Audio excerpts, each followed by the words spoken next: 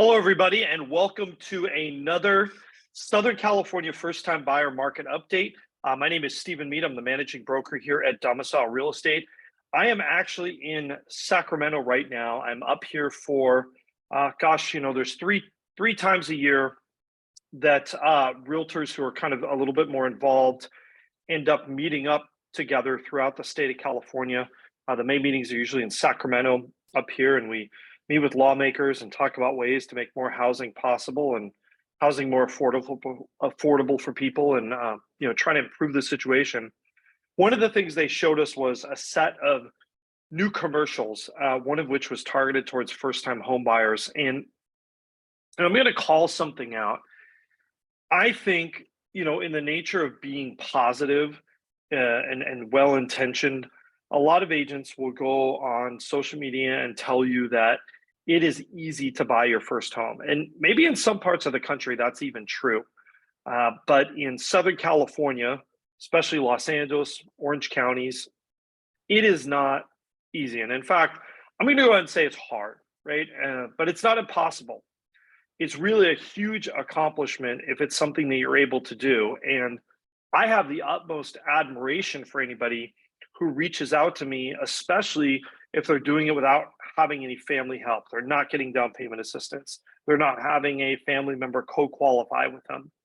If you're in that group of people and you're watching this, really, I think that you're somebody who definitely deserves a round of applause. And I think you're kind of an unsung hero in today's society. So with that said, we're going to start and we're going to talk about the market, where it is. Is this the new normal? Is this what it's like for first-time home buyers out there, and what we think is kind of going on and what's happening? So bear with me. We're going to go ahead and get right into it. Also, let me say before we jump in here, if you are a first-time home buyer and an entry-level home buyer, if you're somebody, or if you know somebody who should be buying a home, definitely reach out to us. We would love to work with you. We're going to start off looking at our close numbers, and there's really some mixed news here. So as I mentioned, every single time, a couple things about this chart. This is based on 4 to 6 weeks in the past, because it's based on things that have just closed, which is transactions that were negotiated, right? And if you look here, where were we at this time last year? We were at 775. Where are we this year? At 725. That we just came back off 745. So I mean, really, we're trading in a very similar range. On the condo side of things, we were actually close to, we're at 550. Things have actually sprung up a little bit. The other thing I want to talk about in this chart is that this is what we call our first quartile. That is, if you said the median is halfway between the cheapest and the most expensive house, that first quartile is halfway between the bottom and the midway. So it's that first quarter, right, that we're getting to sort of approximate an entry level into the market. This is an entry-level single-family home in blue, which is 3-bedroom, 2 baths, and an entry-level condo, 2-bedroom, 2 baths in the red line here. If we look here at the payment, I think this one's pretty interesting. How do we compare versus a year ago, right? If you're somebody who was hoping to buy your first home a year ago, how close are you to getting into that entry-level home? Remember, this is based on 5% down. It includes a mortgage insurance. It includes HOA fees. Here you're at $5,635 a month based on prevailing mortgage rates. Where were we a year ago? Well, we were at $5,437. We're right in that $5,400, $5,600 range. Really, I think this is a testament to saying that, this is a zone that actually has a lot of stability for our market, kind of being in this payment range. This seems to be where there is a bit of a market equilibrium. I know there's a huge amount of discussion out there about affordability and can the market bear, interest rates and prices. But I think really this kind of shows us that for the most part, the market can bear this and it wants to be in this range. Now, if we look here, we're actually up a little bit, again, attributing to that higher price here on our condos at $4,500 a month. And this range is pretty narrow. I mean, that's only about $1,100 difference versus where were we last year, $4,200. Now, if we look at our household income required, right, this is another one that I think is pretty interesting, especially when you take into account inflation, right? Year over year inflation is about, I think right now we're running year over year around 4.5%, 5%. If you look, what is the household income required for that entry-level single-family home? It is $138,000 at a minimum. Where were we a year ago? We were at $133,000. We are actually lower when adjusted for inflation than we were a year ago, slightly. So we're gonna call that even, and it's about the same story here for our entry-level condos, maybe a little bit higher than we were last year when adjusting for inflation. And I think this is actually really good news if you're a buyer out there. What does it mean? Even though this may feel like an incredibly turbulent market, and believe me, there are a lot of ups and downs in terms of demand and pricing, the reality is these payments and this level of affordability has actually been in a pretty well-defined zone here throughout the last 12 months.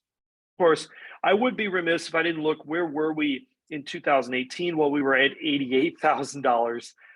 We're not quite double, but I mean, we're significantly up versus 5 years ago. That's true. I think I can confidently say to anybody, you should have bought a home in 2018 if you could have, and if you waited thinking there was going to be some kind of better deals. That didn't happen. But with that said, we can't go backwards. So if you're a person who's watching this out there and you are playing this sort of self-blame game, right? You're talking to yourself and saying, why didn't I buy at the beginning of the pandemic? Why didn't I buy in 2018? Why didn't I buy last year, right? That's not terribly constructive talk. You cannot, unless somebody out there's got a time machine I don't know about, that there's really no point in going back there. The only thing you can do is really look at your opportunities for the future. And that's something that we see a lot of times with our first-time home buyers, is they almost never universally say, boy, we wish we had waited to have a bigger down payment to buy a more expensive house. No, what they say is we should have bought sooner, right? That's the common refrain, not that we should have waited any longer. So if you're sitting there on the sidelines, think about that for a second. Now, if we look at our 14-day absorption rate, where were we a year ago? Well, we were at 81% and 78% for our single family and condos. Where are we today? 87% and 83%. We've really come full circle, right? Like there was that period as we went into the summer where these absorption rates were lower, and especially you had a lot of options as a buyer. Well, now we're back to about where we were a year ago in terms of this, meaning, you really have in a lot of ways, life doesn't give you second chances, but in this sense, if you're a buyer on the sidelines, believe it or not, you actually do have a little bit of a second chance here. We look at our total inventory, it's a little bit of mixed news. Our entry-level single-family inventory has risen ever so slightly, but I want to point out, look at how much lower we are than last year for these entry-level single-family homes. Last year, we were a little over 1,500 units active and available in the market. This year, we are actually below that level of inventory at around 1,300 homes. In terms of our condos, we are almost exactly at the same level of inventory as we were last year. If we look at our 14-day still active percentage, this is a measure of market competitiveness. Lower numbers mean a more competitive market. Our condos are a little less competitive and our single families are a little bit more competitive than last year at this point. And finally, we're going to take a look at our weeks supply of homes, right? This is taking a look at inventory, but referencing it to how fast our homes going under contract, right? Meaning if nothing new came on the market, how long would it take to run out of houses? Right now, for our single family homes, we are at 4 weeks, which is very similar to our number last year, which was 3.68 weeks. And for our condos, we're at 5.5 weeks, which is actually a little bit more than last year, but really we're trending in about the same level of relative inventory last year.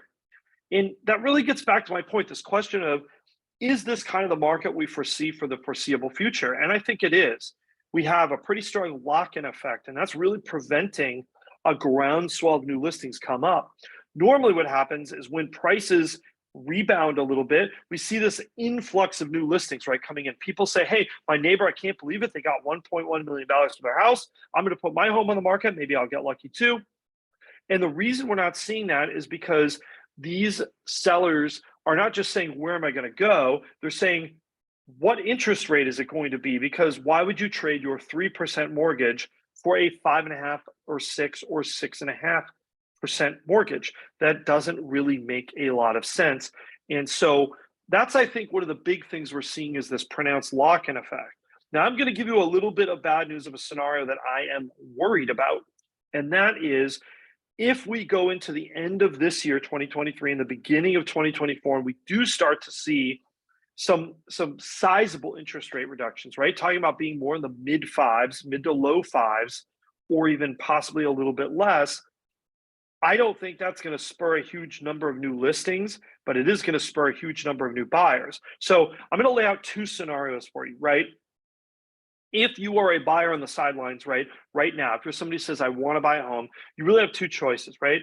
You can say, I'm going to buy a home right now. I'm going to start my search and get out there and look. Or you could say, I'm going to wait until, let's say, 12 months from now, right? Kind of first, second quarter next year. If you end up buying right now, we know what the prices are. We know what the interest rates are. And hey, if interest rates drop, great for you. You'll be able to refinance and lower your monthly payment on the same house, right? If they don't drop, if they go up, you're locked in. You've got your payment. Doesn't matter what happens. If you wait, right, and interest rates go down, you might think, well, that's great news. My interest rates are going to go down. I'm going to be able to afford more house. Not exactly. My prediction is that if we see those rates drop, it's going to cause a big increase in demand and not a corresponding increase in supply. And we are going to get back to 10 to 20 offers on houses and appraisal waivers and all these sorts of things that really are not a great position for buyers to be in. So that's kind of my fear of how things are going to play out in the next 12 months.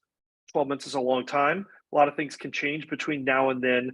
But, right now, I don't see a huge benefit to waiting, but I see a lot of dangers to waiting. So if you are interested in getting your home search started or finding out and figuring out a plan to become a homeowner, which is something we work on with a lot of people, definitely reach out to us. Don't forget to like, subscribe, and hit that notification bell. Obviously, we love the questions, the comments. Don't be shy, and we'll see you again real soon.